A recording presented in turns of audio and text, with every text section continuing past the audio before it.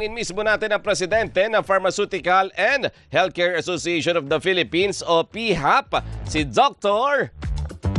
Diana Edralin. Doc, magandang umaga po, Doris at Robert sa Tandem ng Bayan. Good Doc morning, Dayan. ma'am.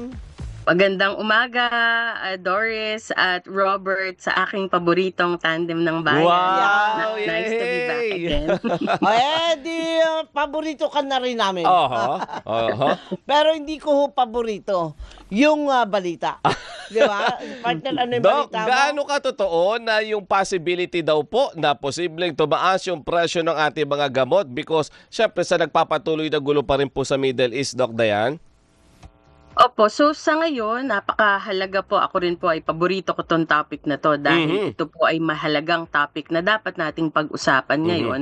So sa ngayon, ang presyo po ng mga gamot at ng mga bakuna ay nananatiling stable. So ang panawagan lang po din ng sa amin, sa Pharmaceutical and Healthcare Association of the Philippines, ay magkaroon po tayo ng pag-uusap ngayon para maibsan or mabawasan or limitahan yung impact ng, basically, it's inflation, di ba? Talagang lahat ng bagay dahil sa pagtaas ng oil or ng crudo ay tumataas. So, ganun din po pagdating sa mga gamot. But it's primarily driven po by the increased costs in the importation and in the logistics. So, dalawang bagay po yung nagdadrive ng potential na pagtaas ng gamot. Number one is, nung February pa po, nagkaroon na ho ng as high as 30% increase ng jet fuel prices. So, yung mga ating inaangkat na gamot mula po sa Europe, mula po sa Amerika, meron din hong India, China at Japan, lahat po ay na-impactan. They have been impacted by the increase in the fuel prices. So, yun yung first factor po, 30%. Now, pangalawa is the impact naman po nung pagtaas ng gasolina, presyo ng gasolina, dito naman po sa ating bansa. So, yung mga gamot po para makarating sa mga clinics or sa mga ospital, rather, or sa mga drugstores, kailangan po na, syempre, ng mga truck or ng mga delivery vans, no, para mapunta po sila doon. So, yan po ay kinakardaga din na po sa amin ngayon, sa mga miyembro po ng PHAP, yung pag-increase din po as high as 25 to 30% increase in the logistics cost po. Logistic cost na yun, ha? 25. Alright. Pero siyempre kami, mga kagaya ko na mga senior, Na maraming koleksyon. maraming koleksyon ng mga maintenance na gamot na yan, Opo. hindi ko ho, ayaw kong intindihin. Pinipikit po ang mata, Doc. Oo, na parang ayoko na sanang bumili, pero kailangan mong bumili eh. So, paano Tama po. yun? Paanong diskarte? At saka ano po ba, merong mga iba na nagtataasan kanya-kanya? Ma'am? Hello po. Oo, Sorry, nawala lang po ng konti. Opo, So, opo. yung pagdating po, unang-una po, no, dun sa mga senior po natin, gusto ko lang din pong i-remind sa inyo, Ma'am Doris, na Opo. meron po tayong mga libreng gamot sa YAKA program po ng PhilHealth. Yun ho yung siguro una kong rekomendasyon. Ay, teka lang. Opo. Singitan na kita agad kasi baka makalimutan ko. Yung sinasabi Opo. mong yakap, mayroon na, Opo. ang dami ko ng insidente na nai-report na rin sa akin. Mayroon nga, makaka-avail ka nga. Pero, Opo. pag binili mo na, walang stock ang sabi. Yun ang sinasabi, ganun partner. po. Oo, wala daw stock. So, magandang feedback po yan, pero dapat nga po nating inform dun po sa PhilHealth kung nagbigay na kayo ng feedback. So, ito na rin po yung panawagan natin sa kanila kasi yan po sana yung magandang solusyon para maibsan po yung pag-aalala na lalong-lalo na po ng mga senior citizen pagdating po dun sa stocks. Tama. Siguro po sa replenishment po, pero wala po tayong stock out situation. Ngayon, gusto ko lang pong linawin. Pero perhaps yung ordering lang po, siguro, or replenishment doon po sa mismong pharmacy or sa mga clinics po na nagbibigay po ng mga gamot. So, Ayun. kapag nagkaroon po tayo ng pagkakataon, sasabihin po natin yan kay Dr. Edwin Mercado po. Oo, maraming Now, balik salamat ako. po, ma'am. Go ahead, yung kanina, sorry nag-butt in ako. Alam mo nyo naman yung bunganga ko, ma'am. Diba? Pero, Hindi, okay lang po yun kasi mahalaga rin pong impormasyon yan. Kasi to your point, Ma'am Doris, kasi baka akalain po nila na may stock out situation na wala naman po. So maganda rin po na nilinaw natin yun na ayun. meron po perhaps need for replenishment dun lang po sa mga yakap clinics or the pharmacies, accredited pharmacies. Pero wala po tayong stock out situation ng ating mga maintenance na gamot, lalong-lalo na po sa mga senior citizen.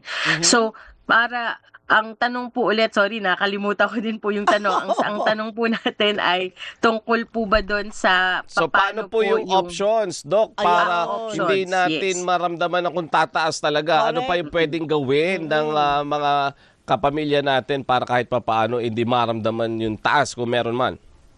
Yeah, so unang-una naman po, sana magkaroon din po kayo ng, kasi usually ang mga Pilipino po bumibili on a day-to-day basis. Siguro mainam po na kung sakasakali, at least good for 1 week, meron po kayong mabili muna sa pharmacy. Pero syempre, hindi naman po tayo magkukos ng any panic buying, but it's just para for the next couple of days, meron po kayong supply ng gamot. Yun po yung tignan natin at isipin muna in terms of the planning at kung kaya po ng ating finances.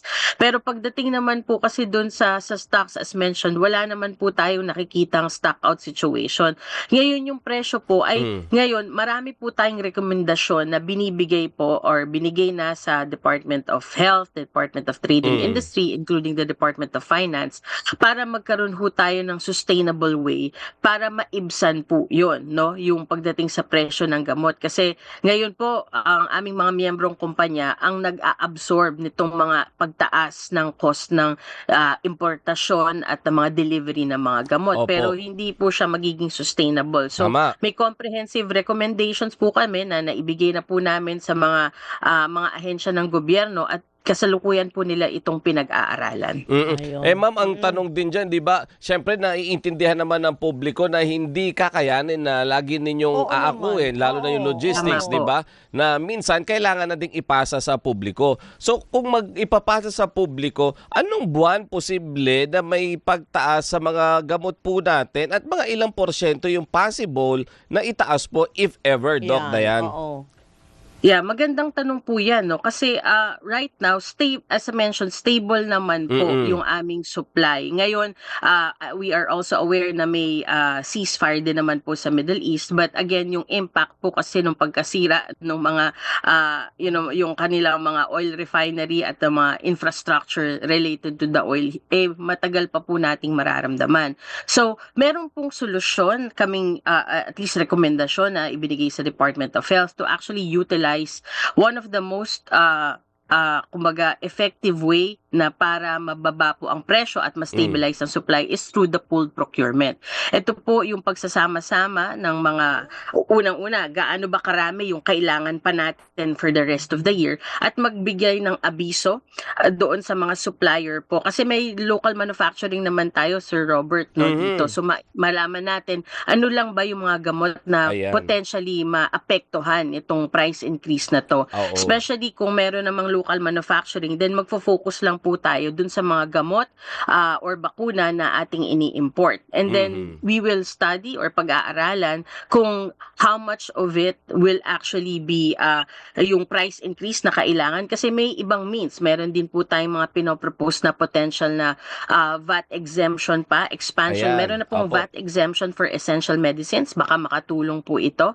So yun yung isa sa mga rekomendasyon. And then as mentioned, yung pooled procurement, kung pag pinagsama-sama mo yung mga supply ng gamot na kailangan and yung gobyerno po ang magpa-purchase at a lower price. At the same time, meron na po tayong masisecure na supply ng gamot until the end of the year. Alright. Kasi right now, ang buffer lang po natin ay 2 to 3 months. So, 2 to yun 3 din ang months. isang way para ma-mitigate yung risk ng price increase is to increase the buffer din po for 6 months. Okay. Ayun. Hay, sana naman po ay matuloy lahat yan at hindi namin masyado maramdaman ang hagupit ng ganyang klase yung mga At least, di ba, pagtaas. for now, ina-absorb pa nila. Yes. At may mga options, may mga proposal sila na Correct. pwedeng tingnan ng government natin. Di ba? Pag si Doc yung nagsasalita, parang naiintindihan ko lahat, tapos parang ang gaan tanggapin. Kaya nga. Oo, parang Ay, salamat po. parang, Yan din po ang sige aming na nga. inaasahan kasi yan po ang aming commitment sa ating lahat sa mga pasyente, lalong-lalo na sa mga senior. May dalawa rin po ang senior na magulang na inaalagaan. So, kailangan po ma-secure po yung supply at mas mahal po kasing magkasakit ngayon sa panahon ng krisis. Ayan. Ayan. Doc, maraming salamat Maraming po. salamat. Okay. Maraming salamat, Ms. Mabuhay Doris po and kayo. Sir Alvin. Mabuhay. Salamat po. Si Dr. Diana Edralin, ang President, Pharmaceutical and Healthcare Association of the Philippines o PHAP.